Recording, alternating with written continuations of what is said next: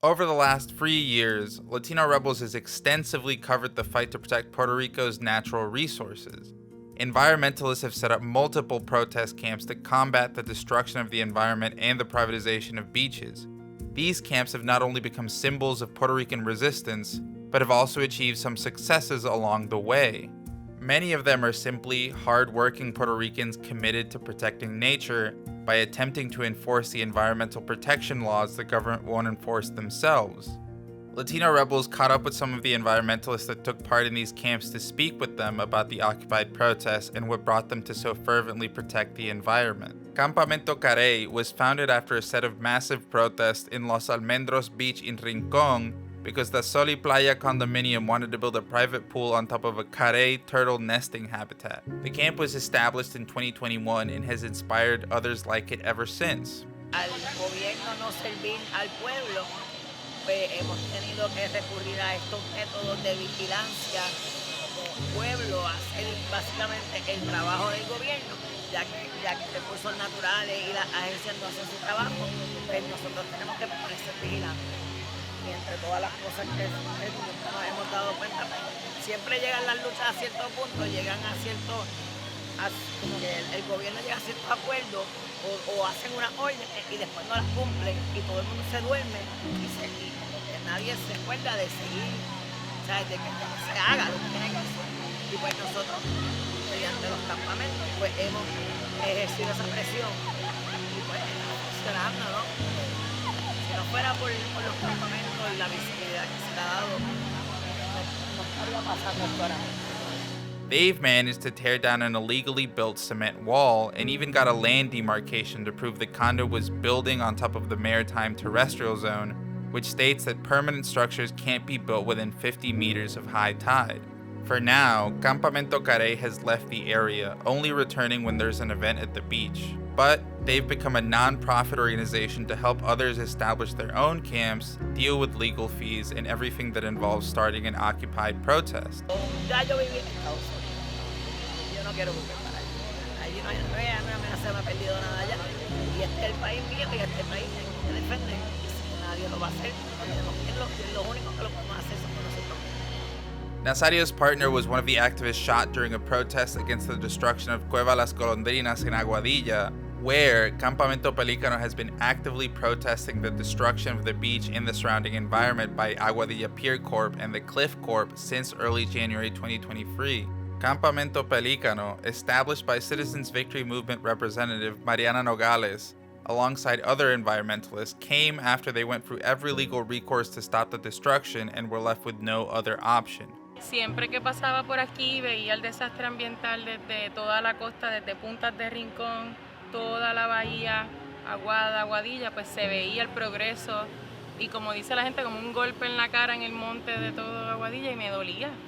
Estaba jangueando con mis amigas en la bahía y decía, vamos para allá a ver cómo eso está pasando, porque a nadie le importa, porque a nadie le duele. Since their founding, they've been fairly successful, all the while being attacked by private security and harassed by police multiple times. Thanks to them, the illegal structures built on top of Cueva Las Golondrinas have been taken down and the area needs to be restored to its natural state. Now, they've set their sights on stopping the mogote, a karst formation unique to the Caribbean, from being destroyed. El mogote de carso que es protegido por la ley federal también, porque los mogotes tienen muchos animales, es un hábitat de muchos animales y de muchos tipos de árboles también, flora y fauna.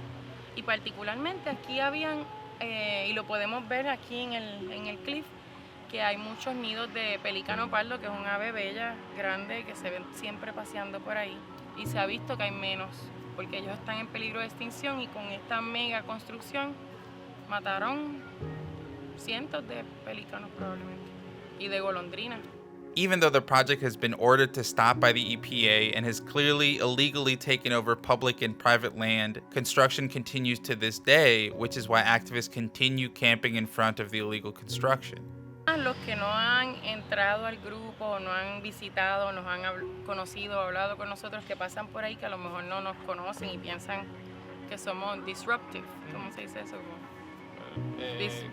Interrumpe todo. Que Pero las personas que se han atrevido a entrar al campamento y que pasan por ahí como curiosos, les sorprende, y esto a mí me ha matado, que se quedan como que, wow, esto no es lo que yo pensaba, esto se siente en paz, como surge todo comunidad orgánica, la gente hace comida, el otro frega, como horizontal, todos somos miembros necesarios e importantes para que esto se dé, y esto ha sido bien orgánico. Por eso te digo, me ha sorprendido porque todo el mundo acata su liderazgo y sus dones y los pone al servicio de...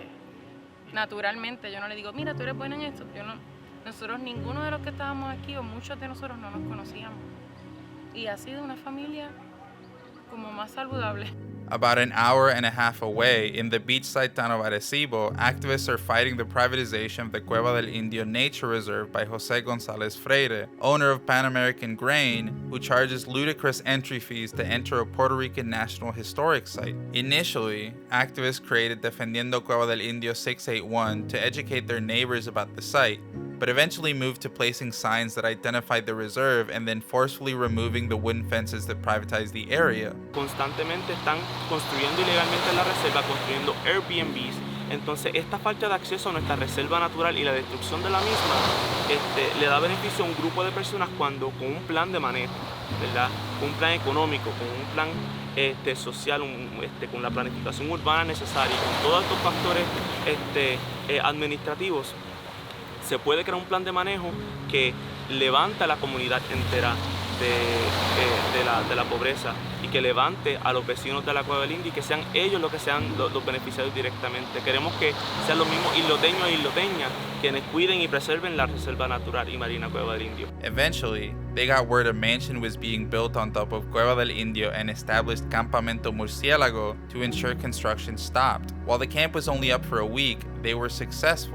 However, they continue to fight against the privatization of Cueva del Indio. Vemos como día a día, desde hace 7 años, se comete un delito grave y el Estado mira hacia el otro lado. Certainly, environmentalism has seen a huge boom in public acceptance over the last decade in Puerto Rico, particularly after these occupied protests began to appear. These activists continue to struggle to save the archipelago's natural resources before they're completely destroyed by corporations, developers, and an inefficient government. Sé que vienen otros campamentos más ya, sí.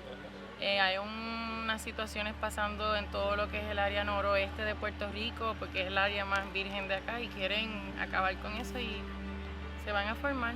Si el gobierno no hace lo correcto, eso es lo que queremos. Regular people have ended up being the ones to protect the environment in place of the usual structures in Puerto Rico, and these camps have become mini societies within the one they live in.